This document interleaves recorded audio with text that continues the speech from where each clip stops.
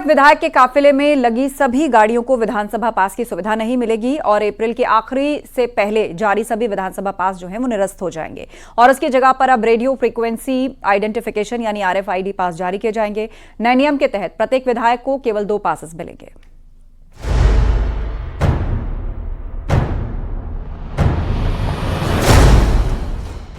UP में विधायकों के जरिए विधानसभा पास के दुरुपयोग पर रोक लगाने के लिए नई व्यवस्था लागू की जा रही है। अब एक विधायक को अधिकतम 2 पास ही जारी किए जाएंगे।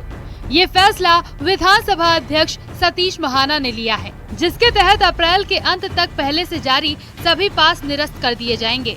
उत्तर प्रदेश में विधायकों द्वारा टोल पर पास के दुरुपयोग को रोकने के लिए विधानसभा अध्यक्ष सतीश महाना ने बड़ा कदम उठाते हुए अप्रैल के अंत तक सभी पुराने विधानसभा पास निरस्त करने के निर्देश दिए हैं।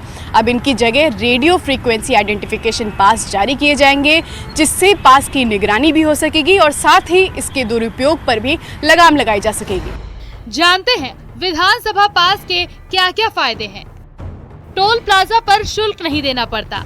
सचिवालय के किसी भी भवन में बिना रोक टोक प्रवेश मिलता है।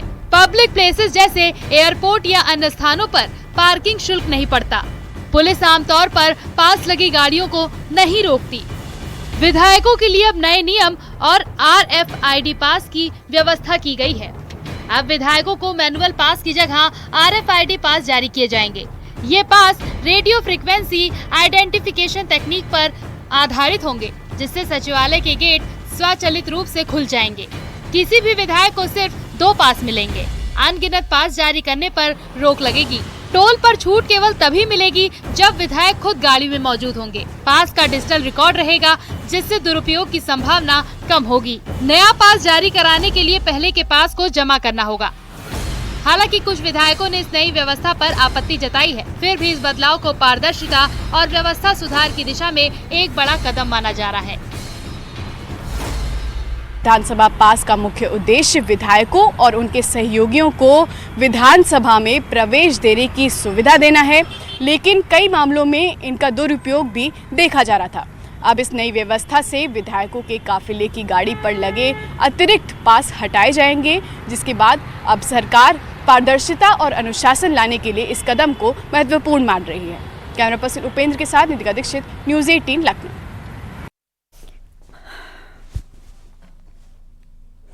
गढ़वाल सांसद अनिल बलूनी ने आज विदेश मंत्री एस जयशंकर से मुलाकात की है। अनिल बलूनी ने कुछ समय पहले कोटद्वार में पासपोर्ट ऑफिस खोलने की मांग की थी और जिसको विदेश मंत्रालय की तरफ से मंजूरी मिल गई है और उसके साथ ही चमोली जिले के गोपेश्वर में भी पासपोर्ट ऑफिस खोलने की प्रक्रिया शुरू हो चुकी है। जयशंकर जी से मेरी मुलाकात हुई थी और मैंने उनसे कहा था कि हमारी जो गढ़वाल लोकसभा है ये बहुत ही इसका जो जोग्राफिकल स्प्रेड है बहुत ज़्यादा है और यहाँ एक जगह से दूसरी जगह की दूरी बहुत ज़्यादा है और आप लोगों ने हमारे लिए एक श्रीनगर में पासपोर्ट ऑफिस खोला है, लेकिन डिस्टेंसेस बहुत सारे हैं।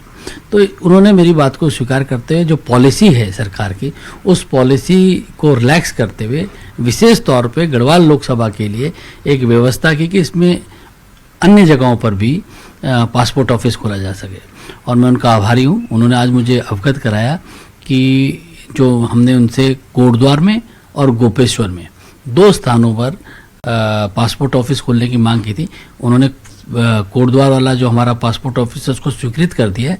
और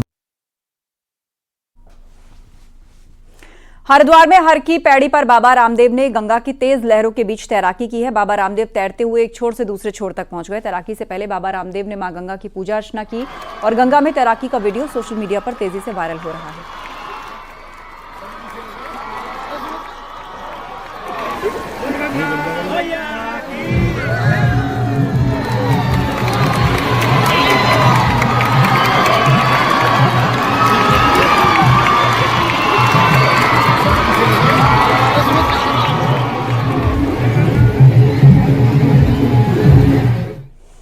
मेरठ मर्डर केस में एक के बाद एक राज से पर्दाफाश हो रहा है। कातिल मुस्कान और उसके बॉयफ्रेंड साहिल का एक वीडियो आया है जिसमें दोनों जमकर होली खेलते दिख रहे हैं। यह वीडियो सौरभ की हत्या के बाद बताया जा रहा है।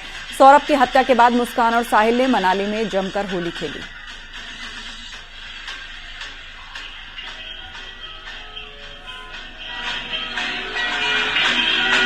मुस्कान और साहिल ने होली भी साथ खेली थी, जिसका एक वीडियो सामने आ रहा है। और हत्या के बाद मनाली में जाकर दोनों होली खेलते हुए नजर आ रहे हैं और उसी का ही ये वीडियो है। कत्ल के बाद इस तरह जश्न मनाया था होली खेलकर, मुस्कान और साहिल का ये वीडियो।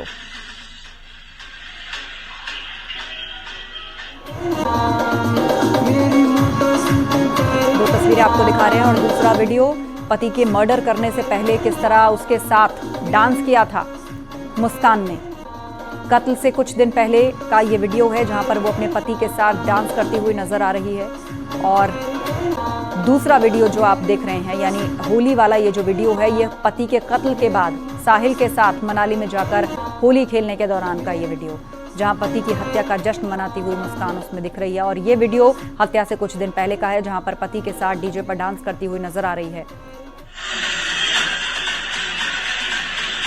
तो मुस्कान और साहिल ने हत्या के बाद मनाली जाकर होली खेली और उस कत्ल का जश्न मनाया।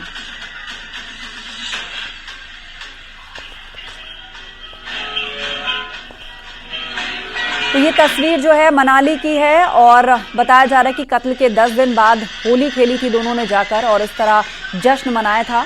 हत्या के बाद मनाली में दोनों ने जमकर होली खेली।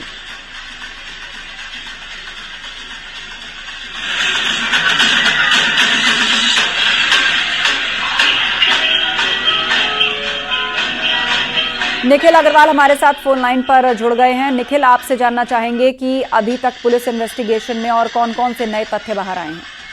देखिए, पुलिस इन्वेस्टिगेशन में कई तथ्य बाहर आए हैं, जिसमें साफ तौर पर साहिल और मुस्कान के प्रेम संबंध उजागर हुए हैं। इस वीडियो के माध्यम से भी आप देख सकते हैं कि किस तरीके से होली खेल रहे हैं। हत्या जैसी जघन्य वारदात को अंजाम देने के बाद होली का माहौल और मनाली में जाकर होली खेल रहे हैं। उसके पहले ये लोग घूमने मनाली चले गए, तो आपको साफ जाहिर होता है कि सौरभ से कोई भी इंटीमेसी नहीं थी। जो साहिल और मुस्कान की इंटीमेसी थी, उसी इंटीमेसी में सौरभ का कत्ल हो गया और उसके बाद जिस तरह से जश्न मन रहा है, तो वास्तव में देख के लगता है कि रिश्ते बिल्कुल तार तार हो चुके हैं। ये मनाली का वीडियो बताया जा रहा है जिसमें ये दोनों होली खेल रहे हैं। एक साहिल है और एक मुस्कान, जो दोनों ये लव कपल हैं, जो शादीशुदा होने के बावजूद भी मुस्कान साहिल के साथ होली खेलती हुई नजर आ रही है, वो भी कत्ल के बाद, अपने ही पति के कत्ल के बाद। तो वाकई शर्मनाक है और इस पूरे मामले में अब दोनों गिरफ्तार हो चुके हैं और जेल जा चुके हैं। जेल में भी इसने गुजारिश की कि हम दोनों को एक साथ रहने दिया जाए, यानी पूरी तरीके से मानसिक पागलपन ही इसे कहेंगे कि होली खेल रहे हैं और उसके बाद घूमने भी चले गए हत्या के बाद, और अब जाकर जेल में भी गुजारिश कर रहे हैं कि हम दोनों को एक साथ रहने दिया जाए। हालांकि दोनों को महिला और पुरुष अलग अलग बैरकों में रखा गया है। सामान्य कैदियों का जिस तरह से ट्रीटमेंट होता है, उसी तरह का ट्रीटमेंट इन्हें भी मिल रहा है। पहले इन्होंने खाना खाने के लिए इनकार किया, लेकिन अब सब चीजें उसी तरीके से चल रही है सामान्य। जी, जानकारी के लिए शुक्रिया आपका निखिल।